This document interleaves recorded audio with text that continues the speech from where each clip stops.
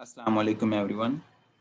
जैसे कि आपको पता है हमने बायोलॉजी के एमसीक्यूज़ के लिए एक सीरीज़ शुरू की थी एमसीक्यू सीरीज़ और जिसके हमने जो है वो 3 फेजेस रखे थे। नंबर 1 फेज में हमने चैप्टर वाइज़ जो है वो डिस्कशन की थी। नंबर 2 के अंदर हमने फुल बुक की डिस्कशन की थी बट वेरी ईज़ी एमसीक्यूज़ से, ठीक है? और नंबर 3 पे हम जो है वो आपके लिए जो स्टार्ट किया आपके लिए easy plus conceptual and difficult MCQs, ठीक है? सो होप सो आपको तीनों सीरीज़ बहुत पसंद आएँगी। अगर आपने पहली दोनों सीरीज़ के एमसीक्यूज़ नहीं देखे, तो आप वो लाज़मी सुनिएगा। ख़ास तौर पे जो आपकी फुल बुक है उसमें आपकी सारी मेमोरी बेस्ड ऑलमोस्ट क्वेश्चन उसमें इंक्लूड किए गए हैं।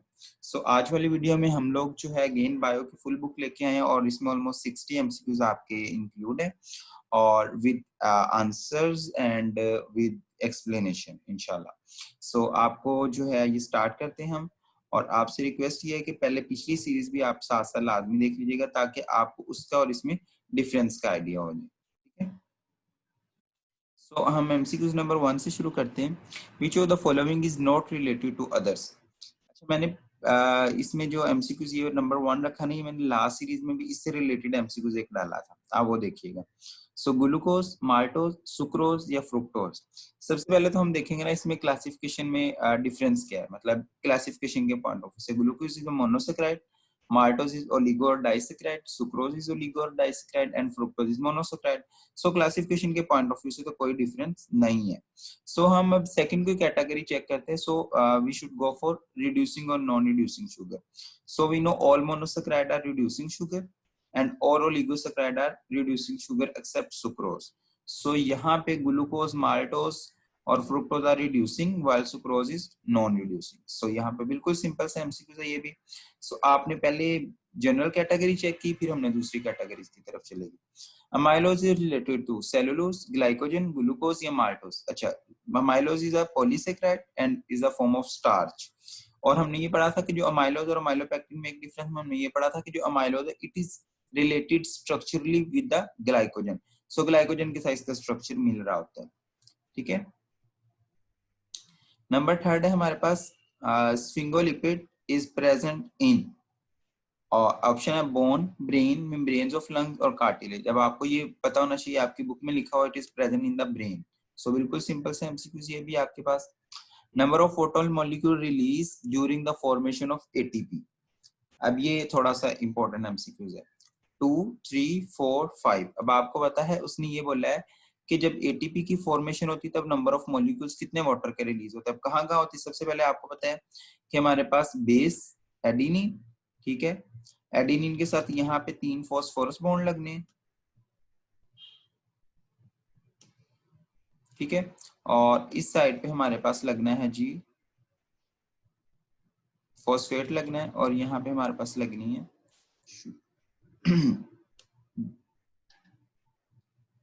ठीक है? सो अब देखिए आपके पास 3 फॉस्फेट के ग्रुप लगे हमारे पास, ठीक है? हमारे पास यहाँ पे जो है वो शुगर अटैच हुई और यहाँ पे हमारे पास बेस अटैच हुई, ठीक है? सो 3 हमारे पास इसमें मॉलिक्यूल, बेस और यहाँ पे शुगर और यहाँ पे हमारे पास 3 फॉस्फेट बॉन्ड। सो एक मॉलिक्यूल यहाँ पे रिलीज होगा जब हमारे पास शुगर और इसकी अटैचमेंट होगी बेस की, और यहाँ पे देखिए एक यहाँ पे होगा, एक यहाँ पे वाटर मॉलिक्यूल रिलीज होगा और एक यहाँ पे वाटर मॉलिक्यूल रिलीज होगा, क्योंकि हर बॉन्ड की फॉर्मेशन में एच और ओ एच मिलेंगे और एच और ओ एच मिलके वाटर का मॉलिक्यूल रिलीज करेंगे। सो बेस के साथ जितने भी हमारे साथ ये टोटल नंबर ऑफ बॉन्ड्स बनेंगे, सो 4 number of bond, 4 number of water molecule release होंगे, ठीक है? उसके बाद आगे हमारे पास number 5, an enzyme can catalyze reaction only a single reaction and group of reactions related to it, all types of reaction and depend upon the amount of energy. Every enzyme is specific in nature। और ये आपकी book की line है कि वो एक single type of reactions को perform करता है, या सिंगल या उससे रिलेटेड जो कुछ ग्रुप के एंजाइम होती है, बुक की लाइन है एग्जैक्ट। आगे है number 6, allosteric enzyme is an enzyme that control the product by attached to the reactant, an enzyme that undergoes reversible changes in the shape and in catalytic activity when controlled substance bind, an enzyme of unequal size and amorphous shape, or none of these। So इसका देखिए आप answer कि सबसे पहले उसने कहा कि allosteric enzyme कौन सा होता है, जो कंट्रोल कर देता है प्रोडक्ट को जो कि रिएक्टेंट के साथ अटैच होता है। नो, ऐसे एक ऐसा enzyme that is reversible changes in the shape and catalytic activity when control substance bind. ये देखिए, ये आपकी ग्लोसरी के अंदर डेफिनेशन लिखी हुई है एलोस्टेरिक की, सो ये वहां से आपने देखनी है, ये बिल्कुल इजी है आपका। Which of the following works at lowest pH? This is one of the most important MCQ जो कि मैं समझता हूँ, ठीक है। इसमें enterokinase, pancreatic lipase, arginase, chymotrypsin. अब देखिए आपका टेबल बना हुआ है एक पीएच का, मैं आपको बिल्कुल सिंपल सा वो टेबल याद कराऊं एंजाइम का। यहाँ पे आपके पास एंजाइम लिखे हुए हैं, यहाँ पे पीएच लिखे हुए, ठीक है। अब आपने ये देखना है कि आपने वहां पे पीएच एग्जैक्ट चाहे आपको याद ना हो, बट यू शुड नो कि रिलेटिविटी क्या उनकी, यानी सबसे कम पीएच पे कौन काम करता है, सबसे ज्यादा पीएच पे कौन काम करता है, सो उनकी तरतीब आपको याद हो। सो उसके मुताबिक ये जो आपके पास ऑप्शन है, इनमें आप देखो enterokinase, pancreatic lipase, arginase, chymotrypsin. अभी देखिए पैंक्रियाटिक लाइपेज और आर्जिनेज ये तो बहुत हाई यानी अल्कलाइन पीएच में ऑलमोस्ट काम करते हैं, ठीक है। कीमोट्रिप्सिन जो ऑलमोस्ट न्यूट्रल के करीब काम करता है। सो सबसे जो लोएस्ट पीएच पे काम करता है दैट इज इंटेरोकाइनेज। सो आपने वहां से इसकी एग्जैक्ट जो पीएच की वैल्यू है वो भी देख लेंगे, ठीक है। Number 8, at temperature above the optimum enzyme get denatured due to. Enzyme क्यों डीनेचर हो जाता है? आयनाइजेशन की वजह से, डिग्रेडेशन की वजह से, कोगुलेशन या इंक्रीज इन द एनर्जी। देखिए जब हमारे पास अबव द ऑप्टिमम टेम्परेचर होता है तो काइनेटिक एनर्जी इंक्रीज होती है, काइनेटिक एनर्जी इंक्रीज होने से वाइब्रेशन इंक्रीज होती है, जिसकी वजह से डीनेचर हो जाता है। So increase in the energy. Number 9, enzyme get denature by pH due to. PH changes होंगी तो ऑब्वियसली H पॉजिटिव आयन ज्यादा होंगे, आयोनाइजेशन होगी, आयोनाइजेशन की वजह से डिग्रेड हो जाएगा। सो ये दो इंपॉर्टेंट एमसीक्यूज है, पास्ट पेपर में भी आए हुए हैं। Number 10, cell secretions of secretions of cell are formed on Golgi apparatus, mitochondria, ribosome, DNA. ये मैंने ऑलरेडी भी पहले भी पिछली सीरीज में भी डिस्कस किया था, राइबोसोम। अब आपको याद होना चाहिए जो मैसेंजर आरएनए की formation that is in the nucleus, और उसके बाद जो मैसेंजर आरएनए आता है आके अटैच होता है, फिर उसके बाद राइबोसोम के ऊपर प्रिपरेशन या सेक्रेशन की फॉर्मेशन, और फिर जो है गोल्जी apparatus के अंदर पैकिंग, और उसके बाद उसकी रिलीज। सो इस पॉइंट ऑफ व्यू से आपने ये तरतीब याद रखनी। Neutral lipid are formed by glycerol जमा ग्लाइसिन, अल्कोहल जमा ग्लाइसिन, ग्लाइसिन जमा इथाइल अल्कोहल, और ऑल आर ट्रू। जी, सबसे पहले आपको तो होना चाहिए कि न्यूट्रल लिपिड होते क्या हैं।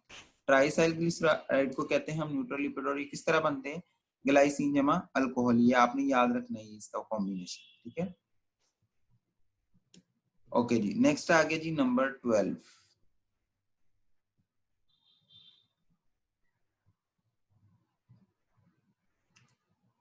नंबर 12 में which is true about the Golgi complex, ठीक है। उसने सर्फेसिस बताई हुई हैं और उनकी फंक्शन बताया हुआ। सो आपने उसके अकॉर्डिंग आंसर देना। Outer surface will be convex and maturing, inner surface will be concave and forming. देखिए जो आउटर सरफेस होती है और जो इनर सरफेस, आउटर कन्वेक्स होती है, इनर कॉनकेव, ये बिल्कुल बात की, but outer is not maturing, ठीक है। सो यहाँ पे ये गलत हो गया। Beta, outer is convex and forming, inner is concave and maturing. Outer is concave forming, outer concave नहीं होती, और आउटर कॉनकेव, ये तो यहाँ पे दो ऑप्शन निकल गए। सो बीटा ऑप्शन बिल्कुल सही है, आपने यहाँ से देख लेना। अगर आपको तरतीब इसकी मैं मतलब एग्जैक्ट बताऊं, सबसे पहले आपने देखना आउटर सरफेस को, outer surface is convex, so concave वाले दोनों ऑप्शन यहाँ पे निकल गए, ठीक है। अब आउटर सरफेस कॉन्वेक्स होती है और इनर कॉनकेव, ये दोनों ऑप्शन में आ गई। अब आगे मैच्योरिंग और फॉर्मिंग की बात, outer is forming and inner is maturing, so यहाँ पे बीटा ऑप्शन बिल्कुल क्लियर हो। अच्छा, number 13, core of the virus is made up of, so it is fibrous protein, contractile protein, globular protein, या primary protein. It is contractile protein, यहाँ पता है क्योंकि वो कॉन्ट्रैक्ट करके इन्वेजिनेट होता है। Reindeer is a lichen, a moss, lichen, worm या animal, you know reindeer is a moss, not a lichen, ठीक है। उसके बाद आ गया जी 15। 15 is after 1 hour and 15 minutes of initial infection, number of bacteriophages are formed. So इसमें आपने देखना जी कितने बनते। देखिए हमने ये पढ़ा था कि हर जो है 25 मिनट्स के बाद उसकी कॉलोनीज फॉर्म हो जाती है। सो इसके टोटल टाइम देखे तो 75 बनता है, ठीक है। सो आपने उसके अकॉर्डिंग इसकी जो है वो तरतीब याद रखनी है। कि हर उसकी कितनी कॉलोनीज बनती हैं, तो हर 25 मिनट बाद हमें पता है 200 बनती है, 200 का प्लस, सो 200 का आपने ले लेना है क्यूब, 200 और इसका लेना है जी क्यूब, ठीक है, क्योंकि 3 साइकिल चले। सो 200 multiply by 200 multiply by 200, simply आपने याद रखना है इसको, अगर 2 मल्टीप्लाई बाय 2 और मल्टीप्लाई बाय 2, देखिए 8 वाला ऑप्शन जो भी है वो सही होगा, मतलब सिंपल वे मैंने आपको बता दिया, ठीक है। अच्छा जी, उसके बाद है इन्फ्लुएंजा वायरस। अच्छा, ये अब आपकी ना बुक में एग्जैक्ट जो है इसमें देखें कि आरएनए है, आरएनए वायरस या डीएनए। सबसे पहले तो आपने ये डिफरेंशिएट करना, फिर इनवेलप्ड और नॉन इनवेलप्ड का डिफरेंस करना है। सो ये आपने इसका ना एक टेबल बना लेना है। अगर मैं आपको एग्जैक्ट बताऊं तो ये टेबल बना के आपने ना जितने भी वायरसेस हैं, पोलियो वायरस है आपके पास, इन्फ्लुएंजा वायरस है, हर्पीज है, इसके बाद एचआईवी है, जितने भी वायरसेस हैं उनके आपने सबसे पहले लिखना है डीएनए और आरएनए, और आगे इनवेलप्ड और नॉन इनवेलप्ड। सो सारे वायरसेस का एक इसी तरह टेबल बना लें आप, इधर वायरस का नाम लिखें, ठीक है, और इधर आरएनए डीएनए लिखें, और इधर इनवेलप्ड नॉन इनवेलप्ड, आगे टिक करते जाएं। सो आपको टेबल बिल्कुल इजी बन जाए, ठीक है। उसके बाद है जी number 17, spikes of HIV is made up of, अच्छा, लिपोप्रोटीन, ग्लाइकोलिपिड, ग्लाइकोप्रोटीन और both A and B. So it is glycoprotein in nature, not glycolipid और लिपोप्रोटीन, ठीक है। सो ये आपने याद रखना है, स्पाइक्स किस चीज से बनती है। उसके बाद है जी number 18, CD4 receptors bears. CD4 receptor कहाँ पे होते हैं? लिम्फोसाइट्स पे, बी लिम्फोसाइट पे, मैक्रोफेजेस पे, मोनोसाइट पे। You know it is present mainly on the T lymphocyte but also present on the overall lymphocyte. So lymphocyte is a major term. So lymphocyte पे आपने याद रखना है। Gram positive is characterized by different features. Choose the correct answer. Number 19. अच्छा, अब देखिए इसमें alpha है, हाई अमाउंट ऑफ पेप्टिडोग्लाइकेन। अच्छा, ये अब आपने उसने किसके बारे में पूछा? पॉजिटिव के बारे में, ग्राम पॉजिटिव का आपने ध्यान में रखना है। हाई अमाउंट ऑफ पेप्टिडोग्लाइकेन, अच्छा जी, और हाई अमाउंट ऑफ लिपिड्स। उसने कहा कि ये जो स्टेटमेंट लिखी क्या ये सही है? वी नो के जो ग्राम पॉजिटिव है high amount of peptidoglycan but not high amount of lipids, so ये ऑप्शन गलत हो गया। उसके बाद आ गया जी number B, high amount of peptidoglycan बिल्कुल सही है, लो अमाउंट ऑफ लिपिड। और उसके बाद आ गया जी वन लेयर, अच्छा वन लेयर होती बिल्कुल ठीक है, लेस थिकनेस, इसकी थिकनेस ज्यादा होती है, सो ये भी ऑप्शन इधर क्रॉस होना चाहिए, ये भी गलत है। टू लेयर्स, ये बिल्कुल बात सही है। मोर थिक, ये भी सही है, मतलब ये थिक ज्यादा होता है। हाई अमाउंट ऑफ पेप्टिडोग्लाइकेन, ठीक है, ये भी अब आप देखें यहाँ पे, ये भी सही है, ठीक है। सो वी नो कि इसके अंदर टू लेयर्स नहीं होती ग्राम पॉजिटिव के अंदर, gram positive has one layer, ठीक है। सो यहाँ पे ये ऑप्शन गलत है, मतलब उसने पहले ये गलत किया। और चले, नो आउटर मेम्ब्रेन, बिल्कुल सही बात है। लो लिपिड, ये भी बिल्कुल सही बात है। मोर थिक, ये भी सही बात है। अच्छा, अब ये तो दोनों ऑप्शन वैसे ही गलत हो गए, अब इन दोनों में हमें चूज करना है। देखिए अब उसने ये लिखा हुआ नो आउटर मेम्ब्रेन, ये बात सही है कि आउटर मेम्ब्रेन नहीं होती। लो लिपिड, ये बात सही है कि लिपिड कम होते हैं। मोर थिक, थिक भी ज्यादा होती।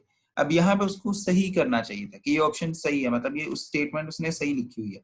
अगर ये वो कहता कि ये सही स्टेटमेंट लिखी हुई है फिर तो हम ये वाला क्लिक करते, बट उसने यहाँ पे क्रॉस लगाया, मतलब उसने कहा ये जो सारी बातें लिखी है गलत लिखी है, हालांकि ये सही लिखी हुई है, सो ये ऑप्शन गलत हो गया। सो ये वाली बातें जो उसने गलत लिखी है और उसने ये कहा कि ये बातें गलत लिखी हुई है, सो ये वाला ऑप्शन हमारा सही हो गया। इसी तरह ही है, मतलब ये एमसीक्यू थोड़ा सा इसलिए कंफ्यूजिंग में ना आया, इस तरह के एमसीक्यू एक दफा पास पेपर में आया हुआ है। मतलब आपको एक बात सही लिख के वो कह देता है ये बात मैंने गलत लिख दी है, हालांकि वो बात सही लिखी हुई है।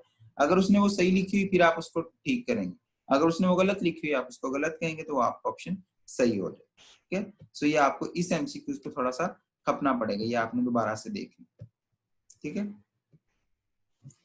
उसके बाद आ गया जी number 20, Bryophytes are called amphibians of the plant world because bryophyte-like amphibian ancestors are one of the most primitive organisms. Bryophyte-like amphibians live in the damp, shady places and close to the water. Amphibians have close relation with bryophyte और all of these. अब आपको पता है ये shady places पे रहती है इसलिए इनको bryophytes कहते हैं। बिल्कुल सिंपल सी स्टेटमेंट वाले। 21, Antherozoids, the male gametes in the bryophytes are attracted toward the archegonium female sex organ by phototactic phenomena, chemotactic, geotropic और chemotropic. We know it's a chemotactic, मतलब chemicals के थ्रू वो एक दूसरे के करीब अट्रैक्ट होते हैं, so it is a chemotact. Okay जी, नेक्स्ट आ गया जी 22।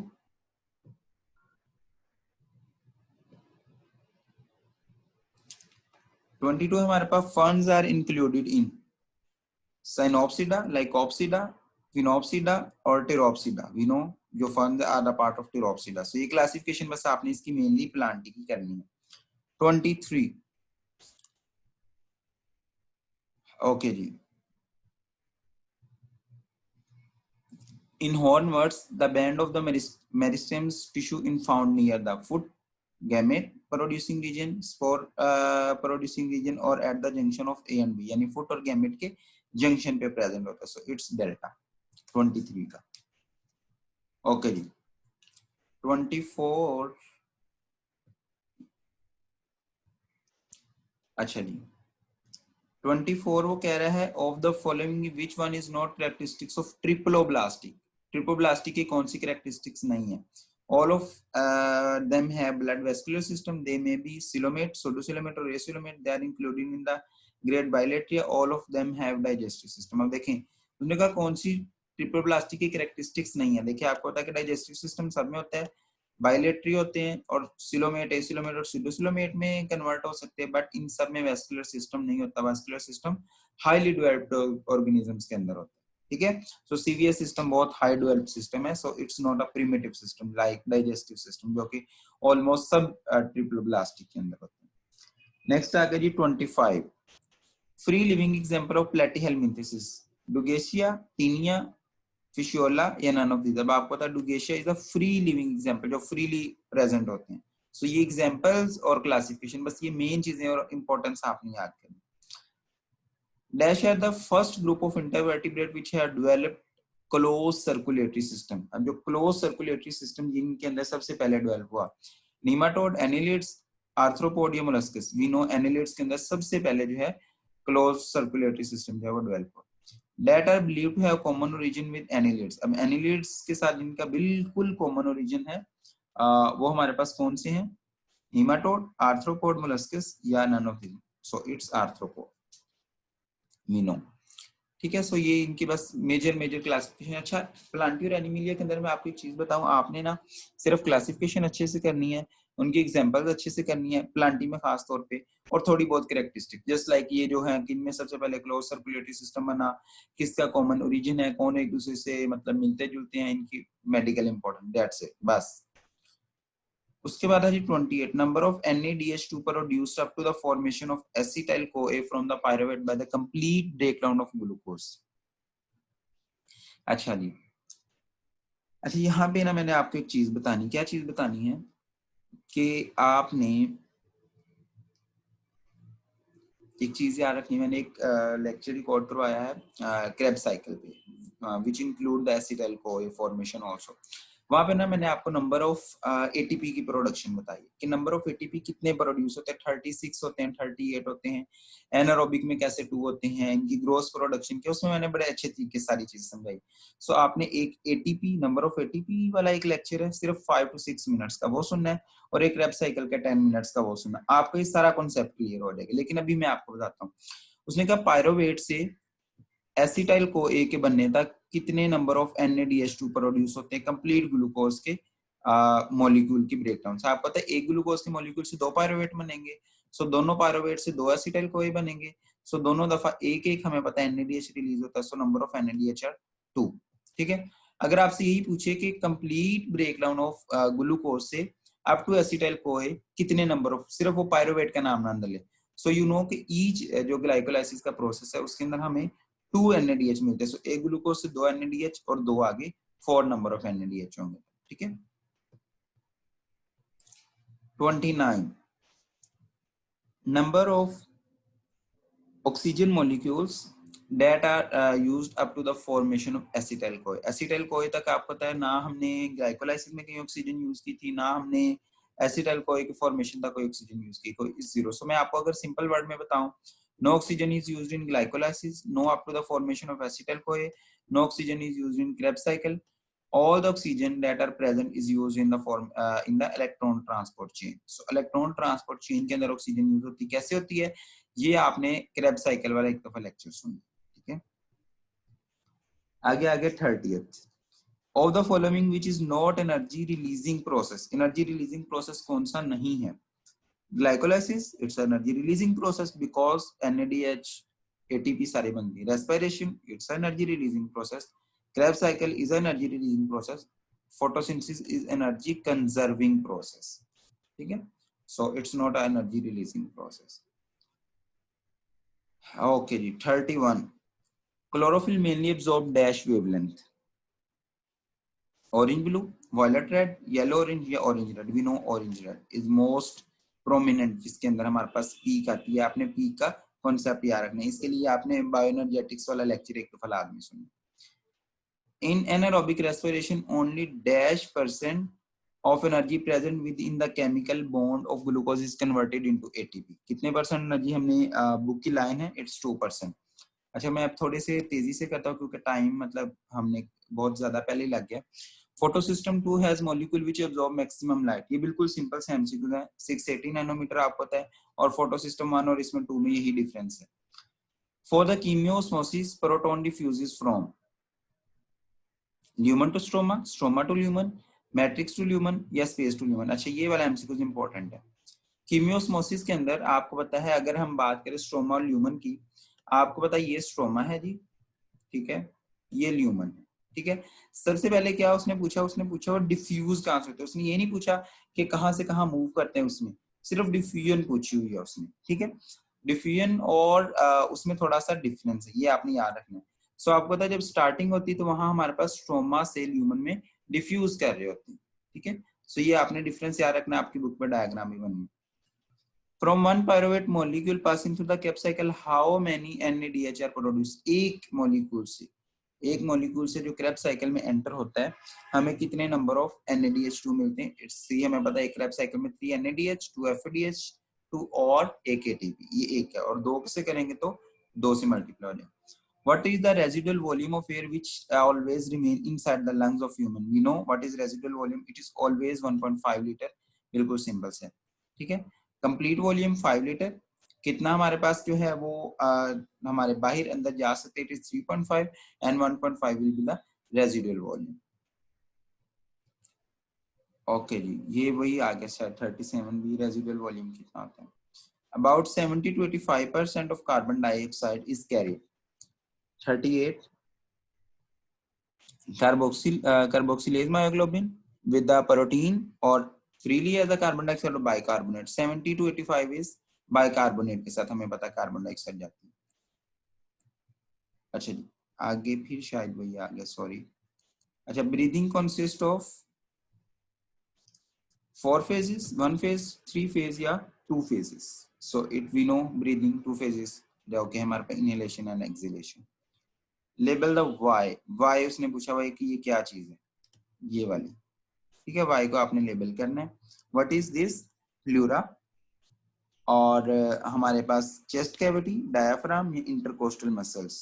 जी, क्या लग रहा है आपको? इट्स डायाफ्राम, सिंपली डायाफ्राम ही है तो। ओके जी, 42, low partial pressure of the tissue favours dash the oxyhaemoglobin. अच्छा, प्रेशर कम हो तो हमारे पास क्या होता है कि डिसोसिएशन होती है, स्टेबिलिटी या फॉर्मेशन या ट्रांसफॉर्मेशन। ऑक्सीहीमोग्लोबिन हमें पता है जब पहले प्रेशर कम है, पार्शियल प्रेशर ऑक्सीजन का, तो मतलब ऑक्सीहीमोग्लोबिन टूटेगी ना, ऑक्सीहीमोग्लोबिन टूटेगी तो हमें ऑक्सीजन मिलेगी। सो डिसोसिएशन को फेवर करता है। अगर हाई प्रेशर हो तो वो फॉर्मेशन को फेवर करता है। Respiratory tubule are termed as bronchiole when they attain the diameter of dash और लेसर। कब हम इनको ब्रोंक्यूल कहते हैं? 1.2, 1 mm, 1 cm या फिर 1.2। सो वी नो 1 mm से जब कम हो जाए तो हम इनको ब्रोंक्यूल का नाम देते हैं। 44, the length of myofibril from one Z band to other Z band is called as sarcolemma, sarcomere, sarcoplasm या muscle fiber। ये इंपॉर्टेंट टर्म्स है सारी। We know it's sarcomere.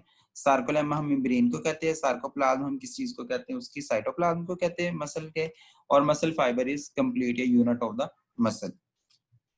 Calcium ion released during the muscle fiber contraction attached with myosin, troponin, tropomyosin, actin। We know it's attached with the troponin, ठीक है। 46. The joint that allow the movement in several direction is hinge joint, cartilaginous joint, ball and socket joint, or fibrous joint. Which one? It's ball and socket joint. Okay.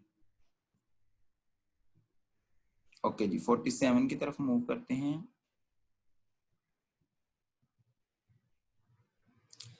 Where we can find H zone in the figure of the fine structure of the skeletal muscle myofibril in the mid of A band, beside the Z line, in the I band, along the I band. कहाँ पे वो कहता है हमारे पास जो है वो H zone होता है. H जोन हमें पता है कि अगर इस तरह से हम बनाएं, सेंटर में जो हमारे पास A बैंड होता है, A बैंड के बिल्कुल दरमियान में जो लाइन कट कर रही होती है, दैट इज H जोन. ठीक है. जो हमारे पास कट कर रही होती है M लाइन होती है, और उसके दरमियान जो हमारे पास रीजन होता है, दैट इज H जोन होता है. ठीक है. Line is M line, mid line जिसको कहते हैं. 48. First vertebra of cervical region is known as atlas. Second को हम क्या कहते हैं? एक्सिस. ठीक है. एंड आगे cervical vertebra.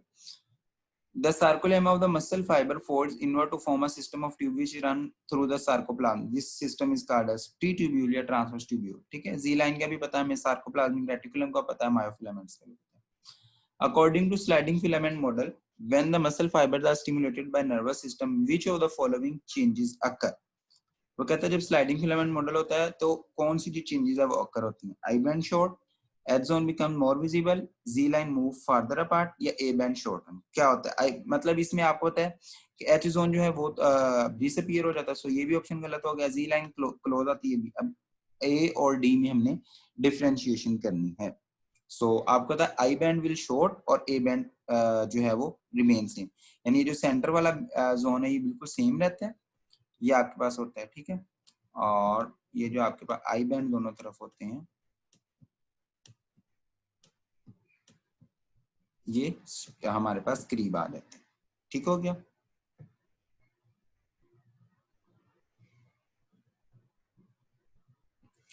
Okay ji.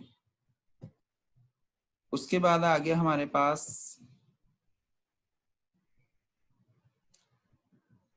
Chromosome consist of 2 chromatids, 1 centromere and secondary constriction. बिल्कुल सही बात है. सो इसका अल्फा ही है 53.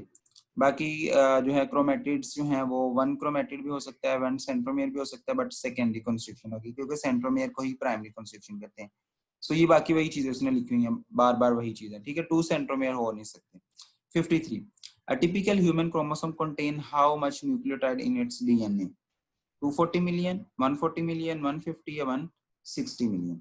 So we know it's 140 millions. ठीक है. 54. In prokaryotes there are 3 types of DNA polymerase, 1 type of RNA polymerase, 3 type of RNA polymerase या both A and B. So we know कि इसमें 3 type of DNA polymerase and 1 type of RNA polymerase. Which of the 3 codon are nonsense? जो कि stop codon या nonsense कहते हैं. इसका एक निमोनिक याद रख लीजिएगा. जिस जो है इसका मैं पहले आपको बता दूं option: UAA, UAU, UA, UGA, UAG, UAA, UG. मतलब आपको इसका निमोनिक सिंपली मैं आपको बता देता हूँ. आपने यहाँ रखना UA मतलब आप आओ. ठीक है. यू जा आप जाओ, इधर से याद रख लें आप. एंड यू आज यानी आ जाओ जाओ, इस तरह आपने याद रखना. सो जिसमें ये तीनों होंगे स्टेटमेंट, ये देखें यू आ, यू जा और यू आज. ठीक है. So it's beta option. बिल्कुल सिंपल सा इसका आंसर.